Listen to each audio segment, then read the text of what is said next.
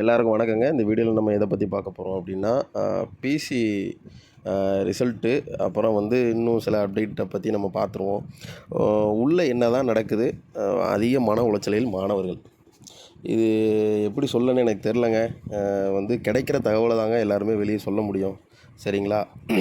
யூடியூப்பை ஃபுல்லாமே வந்து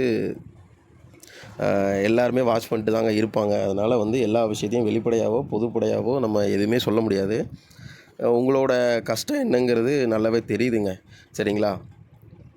உங்களோட இடத்துல இருந்து தான் கடந்து எல்லோரும் வந்திருக்காங்க. இன்க்ளூடிங் நானும் அப்படித்தான். நானும் உங்கள மாரி கடந்து தான் வந்திருக்கேன். உங்களோட கஷ்டம், மனநிலைமை எப்படி இருக்குங்கிறது எனக்கும் தெரியும். வீட்டில் என்னென்ன பிரச்சனை இருக்குங்கிறது எனக்கும் தெரியும். சரிங்களா? இது வந்து நம்ம கையில் ஒன்றும் இல்லைங்க. போர்டு கையில் தாங்க இருக்குது. கிடைக்கிற தகவலை தாங்க எல்லாருமே வெளியே சொல்ல முடியும். யாருமே இங்கே வந்து பொய்யான தகவல் சொல்லி யாருக்குமே வந்து 10 பைசா கூட பிரயோஜனமே கிடையாதுங்க. அது உங்களுக்கு தெரியுமா என்னன்னு தெரில. இந்த பொய் சொல்ல போய் வந்து யாருக்கும் எந்த ஒரு நன்மையும் கிடைக்க போகிறதில்ல. ஏதாச்சும் ஒரு 2, 3 பேர் தகவல் சொல்லுவாங்க. அதை வச்சுட்டு நம்ம வந்து சொல்லுவோம். அவ்வளோதான். என்னென்னா, நம்ம வந்து இப்போதைக்கு ஓரளவுக்கு விசாரித்தபடி என்ன சொல்கிறாங்க அப்படின்னா, எல்லாமே ரெடியாக தாங்க இருக்கான். அங்கே ஏதோ பிரச்சனை ஓடிட்டுருக்கு அப்படிங்கிற மாரி தான் ஒரு ஒரு ஒரு தகவல் நம்மளுக்கு கிடச்சிச்சு. ஏதோ ஒரு பிரச்சனைனால அப்படியே ஹோல்ட் பண்ணிட்டாங்க அப்படிங்கிற மாரி சொன்னாங்க. போன வாரத்திலே வந்திருக்கக்கூடிய ரிசல்ட்டு தான். அது உண்மை தான். எனக்கு தெரிஞ்சு போன வாரமே வந்திருக்கணும்.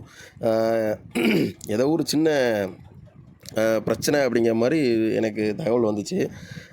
ஒன்று இன்னையிலேருந்து கணக்கு வச்சுக்கோங்க. இன்னும் ஒரு வாரத்துக்குள்ளே அதிகபட்சம் ரிசல்ட் வந்துருங்க. அதை தொடர்ந்து அப்படியே வந்து எஸ்ஐ ரிசல்ட்டு சேர்த்து வந்துடும். அதாவது நான் சொல்கிறது பிசி ரிசல்ட் வந்து இந்த வீக்கில் வந்து வர்றதுக்கு அதிகபட்ச வாய்ப்புகள் இருக்குது. எல்லாமே ரெடியாக தாங்க இருக்குது. உங்களுக்கு ஏதோ சம் ப்ராப்ளம்னால ஹோல்டு பண்ணி வச்சுருக்காங்க. அதனால் நீங்கள் எதுக்கும் கவலைப்பட வேண்டாம். இவ்வளோ நாள் பொறுத்துட்டீங்க, ஒரு 6 மாதம் பொறுத்துட்டீங்க, எல்லா பிரச்சனையும் தாண்டி வந்துட்டீங்க. இன்னும் ஒரு வாரம் 2 வாரம் தாங்க மாட்டிங்களா?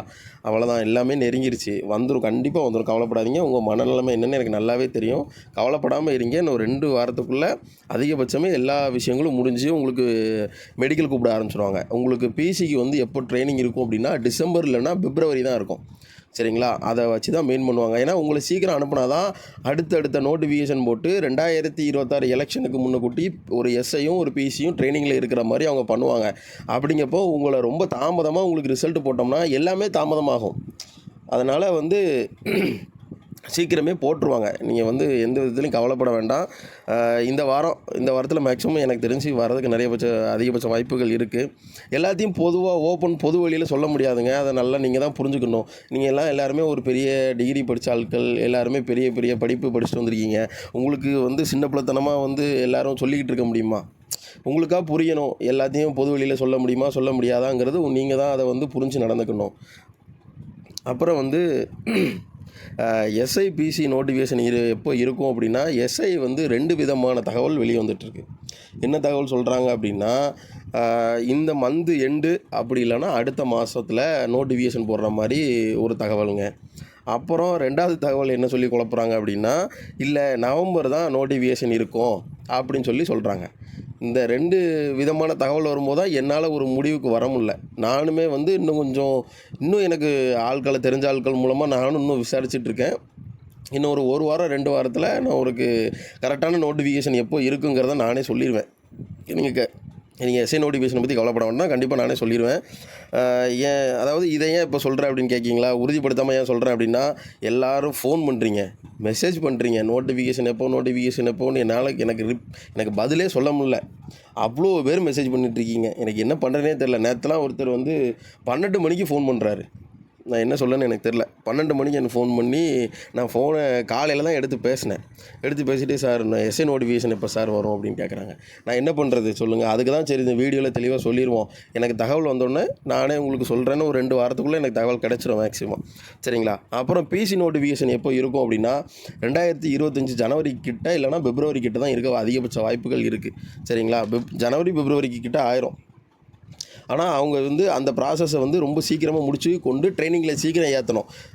நல்லா கேட்டுக்கோங்க. 2026 ஜனவரிக்குள்ளே அதிகபட்சம் பிப்ரவரிக்குள்ளே ட்ரைனிங் போயிருக்கணும் இவங்க.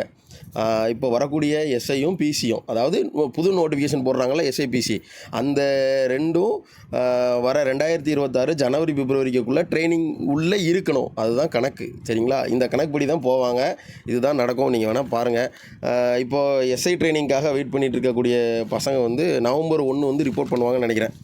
கிட்டத்தட்ட டிஎன்பியில் வந்து வேலை வந்து விறுவிறுப்பாக போயிட்டுருக்கு. சீக்கிரமே வந்து ட்ரைனிங் கூப்பிட்ருவாங்க. எல்லாம் ரெடியாக இருங்க.